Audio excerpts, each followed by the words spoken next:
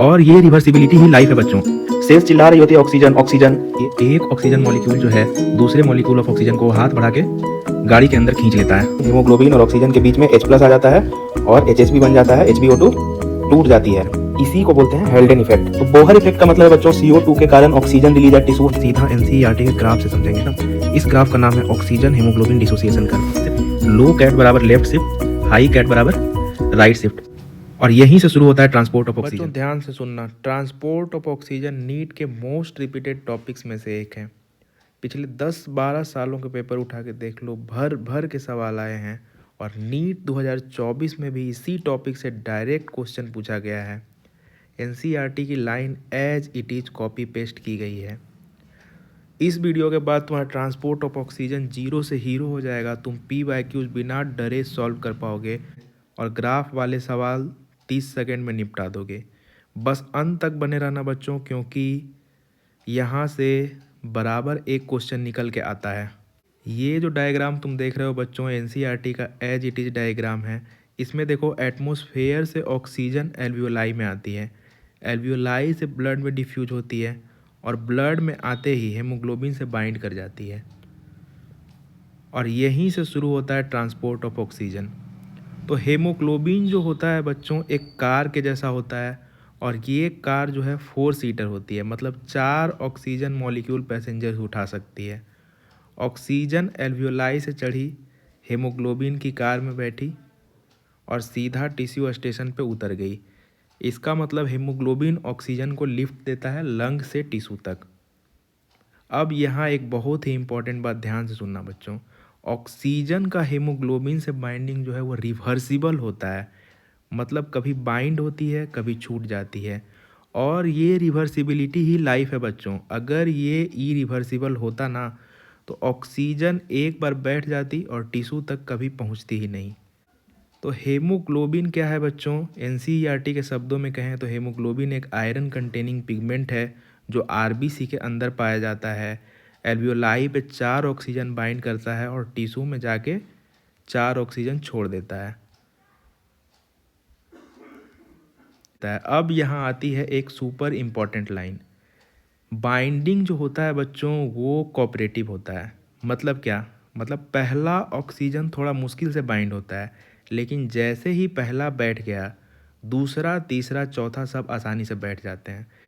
इसको आप इस एनालॉजी से समझ सकते हैं बच्चों कि एक ऑक्सीजन मॉलिक्यूल जो है दूसरे मॉलिक्यूल ऑफ ऑक्सीजन को हाथ बढ़ा के गाड़ी के अंदर खींच लेता है।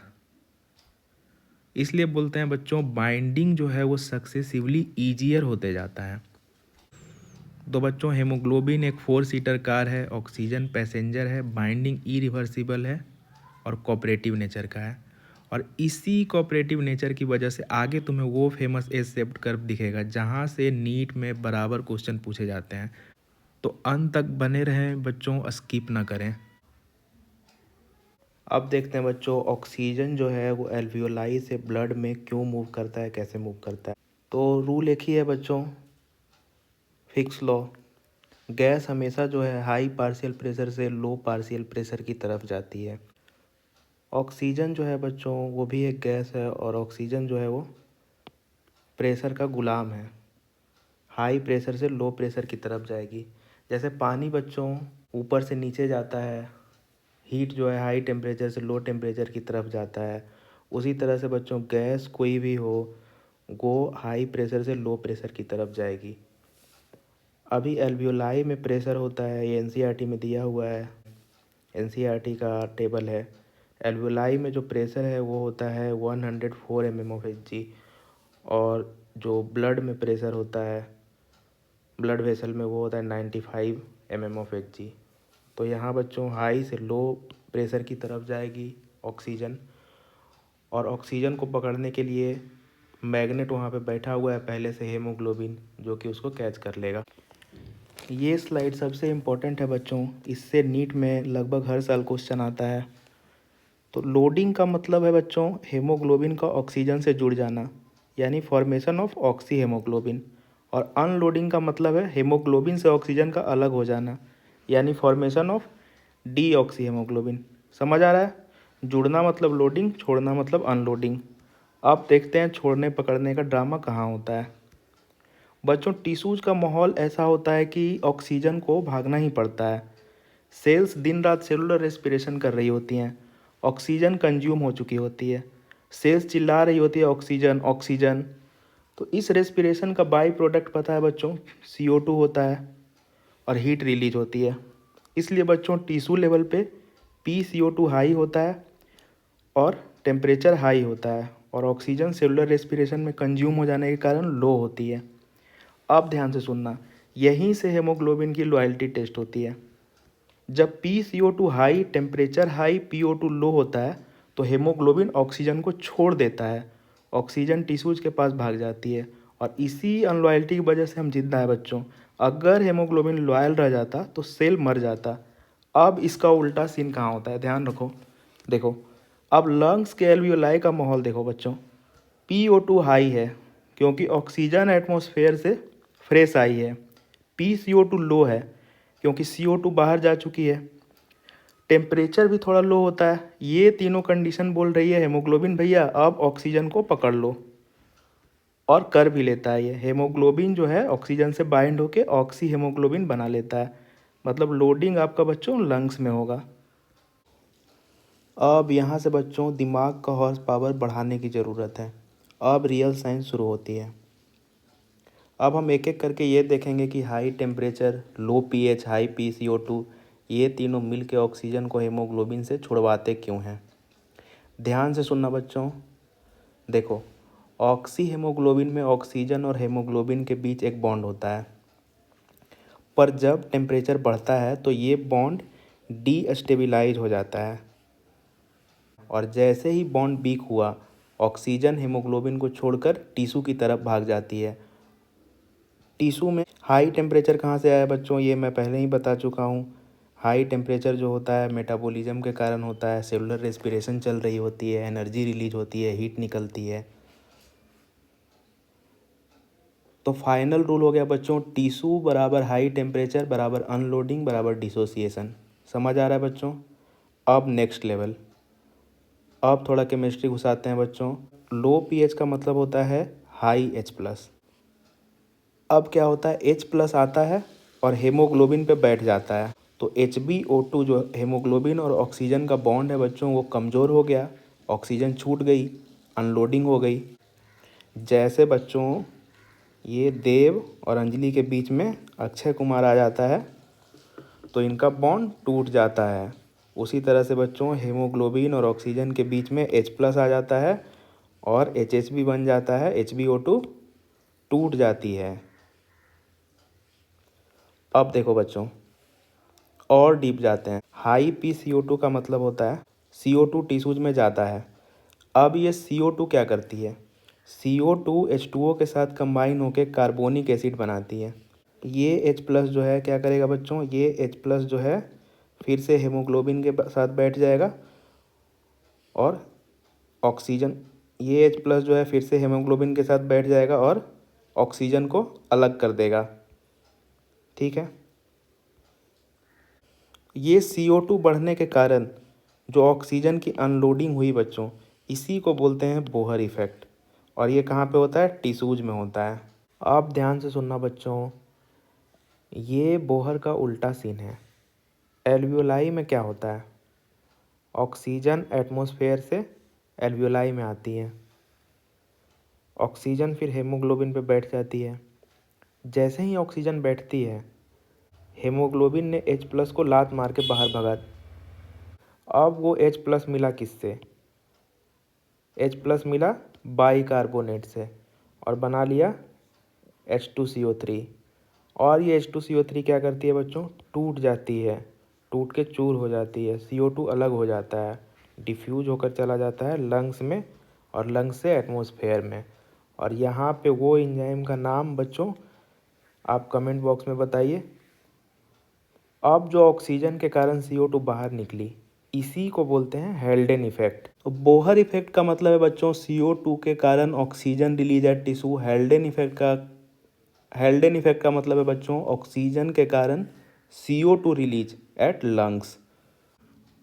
अब हम आते हैं इस टॉपिक के सबसे इम्पोर्टेंट, सबसे रिपीटेड और सबसे कंफ्यूजिंग कंसेप्ट पर। और एक बात ध्यान से सुनना, आज के बाद ये टॉपिक कंफ्यूजिंग नहीं रहेगा, क्योंकि हम इसे थ्योरी से नहीं, सीधा एनसीईआरटी के ग्राफ से समझेंगे। इस ग्राफ का नाम है oxygen haemoglobin dissociation curve. X axis पे दिया होता है पार्शियल प्रेशर ऑफ ऑक्सीजन और वाई एक्सिस पे दिया होता है percentage saturation of haemoglobin with oxygen. Saturation का मतलब होता है कितने परसेंट हेमोग्लोबिन मॉलिक्यूल्स के ऊपर ऑक्सीजन बैठी हुई है। एक सेकेंड सोचो, हेमोग्लोबिन एक 4 सीटर कार की तरह काम करता है। हर haemoglobin molecule maximum 4 oxygen molecules को बैठा सकता है। एक सीट भरी 25% सेचुरेशन, 2 सीट भरी 50% सेचुरेशन, 3 सीट भरी 75% सेचुरेशन, 4 सीट फुल 100% सेचुरेशन। अब ज़रा ग्राफ के टॉप राइट कॉर्नर को नोटिस करो। 100% सेचुरेशन के लिए PO2 लगभग चाहिए 100 mmHg। NCERT के इस टेबल में दिया हुआ है कि एल्वियोलाई में जो प्रेशर होता है 104 mmHg होता है। इसीलिए एल्वियोलाई के लेवल पे या लंग्स के लेवल पे हेमोग्लोबिन का सेचुरेशन 100% हो जाता है। अब एक सवाल खुद से पूछो, जब हम हाई एल्टीट्यूड पे जाते हैं PO2 कम होता है या नहीं? तो फिर हम तुरंत ऑक्सीजन की कमी से बेहोश या डेड क्यों नहीं होते हैं? सिर्फ थोड़ी सी माउंटेन सिकनेस होती है। इसका जवाब इसी ग्राफ के ऊपर वाले पार्ट में छुपा है। ध्यान से देखो, जब PO2 100 mm से गिर के 60 mm हो जाता है, यानी 40 mm का बड़ा ड्रॉप, लेकिन सेचुरेशन सिर्फ 100 से 90% होती है। यानी प्रेशर बहुत गिरा, लेकिन ऑक्सीजन अभी भी काफ़ी टाइटली पकड़ी हुई है। इसका रीज़न ये है कि ग्राफ का अपर हिस्सा फ्लैट होता है। हाई PO2 रीजन में प्रेशर बदले तो भी सेचुरेशन ज़्यादा डिस्टर्ब नहीं होती। इसी वजह से हाई एल्टीट्यूड पे बॉडी सर्वाइव कर लेती है। हाई एल्टीट्यूड पे PO2 ड्रॉप होता है, लेकिन change in PO2 at high pressure doesn't affect saturation much. एक बात याद रखो, जैसे पहली ऑक्सीजन बाइंड करना मुश्किल होता है, वैसे ही पहली ऑक्सीजन को निकालना भी सबसे मुश्किल होता है। इसीलिए अपर का कर्व फ्लैट होता है। पहली ऑक्सीजन को निकालने के लिए ज़्यादा प्रेशर चेंज चाहिए, और यही है भगवान का ऑक्सीजन इंश्योरेंस प्लान कि PO2 चेंज होने से भी हाई प्रेशर पे डजंट अफेक्ट सेचुरेशन मच। अब नीचे वाले पार्ट को देखो, यहीं से असली मैजिक शुरू होता है। 25% सेचुरेशन के लिए लगभग आपका 20 mm राइज चाहिए, लेकिन अगले 25% के लिए बस 10 mm एक्स्ट्रा राइज ही काफ़ी होता है। मतलब जैसे जैसे ऑक्सीजन बाइंड होती जा रही है, कर्व और ज़्यादा स्टीप होता जा रहा है। और इसका एग्जैक्ट साइंटिफिक रीज़न होता है कोऑपरेटिव बाइंडिंग। एक ऑक्सीजन दूसरी को हाथ दे के खींच लेती है, 2 तीसरी को और 3 मिलकर चौथी को। इसीलिए बाइंडिंग धीरे शुरू होती है, फिर अचानक तेज़ी से बढ़ने लगती है। और इसीलिए लो प्रेशर्स पे कर्व स्टीप होता है और हाई प्रेशर्स पे फ्लैट होता है। और इसीलिए हमें ये sigmoid shape of the curve मिलता है देखने के लिए। तो क्लियर है बच्चों कि ये ग्राफ जो है वो सिग्मॉइड क्यों है? क्योंकि ये लो PO2 पे ज़्यादा स्टीप है और हाई PO2 पे कम स्टीप है। लो PO2 पे ज़्यादा स्टीप इसलिए है क्योंकि बाइंडिंग जो है कोऑपरेटिव है, और हाई PO2 पे लेस स्टीप इसलिए है क्योंकि हाई PO2 पे धीरे धीरे ऑक्सीजन जो है वो हेमोग्लोबिन को सैचुरेट कर देती है। हेमोग्लोबिन का मॉलिक्यूल बचता ही नहीं है बाइंडिंग के लिए।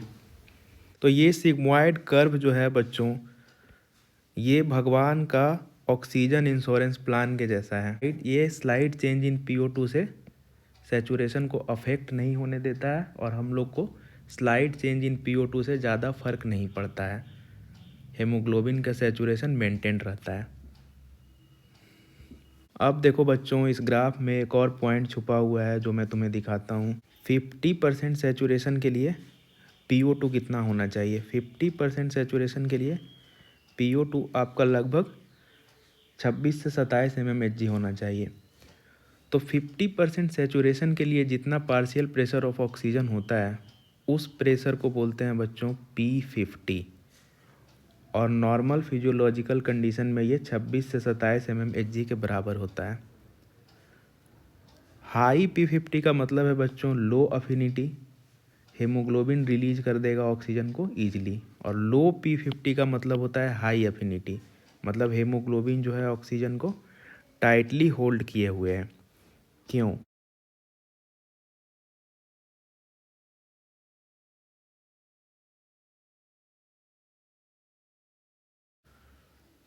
अब देखिए, राइट शिफ्ट का मतलब होता है ऑक्सीजन छोड़ना आसान, मतलब डिसोसिएशन इजी, मतलब टिश्यू डिलीवरी ज़्यादा।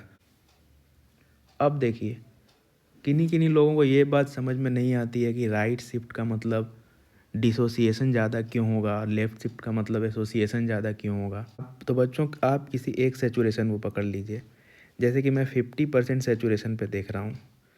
50% सैचुरेशन के लिए आपका नॉर्मली चाहिए 26-27 mmHg पार्शियल प्रेशर।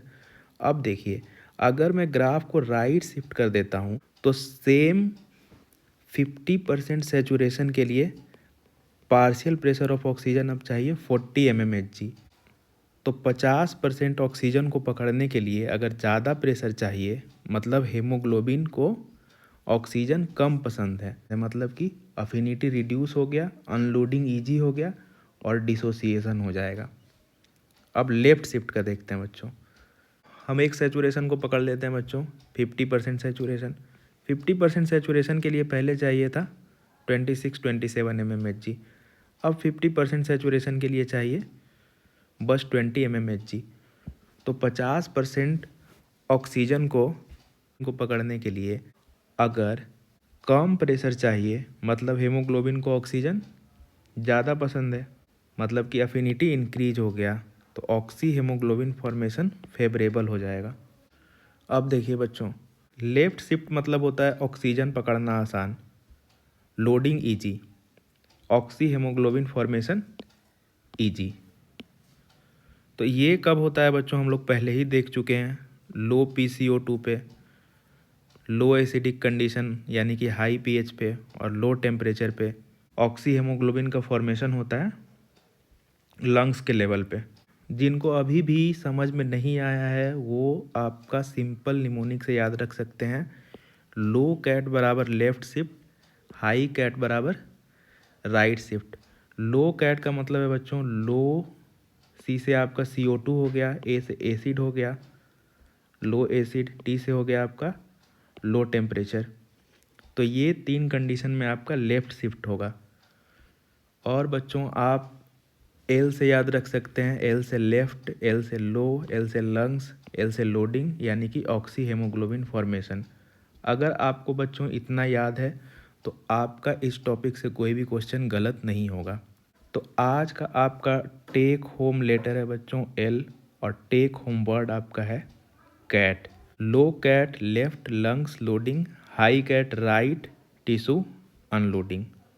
बस, तो हम वापस अपने क्वेश्चन पे आते हैं बच्चों। Which of the following factors are favourable for the formation of oxy haemoglobin in alveoli.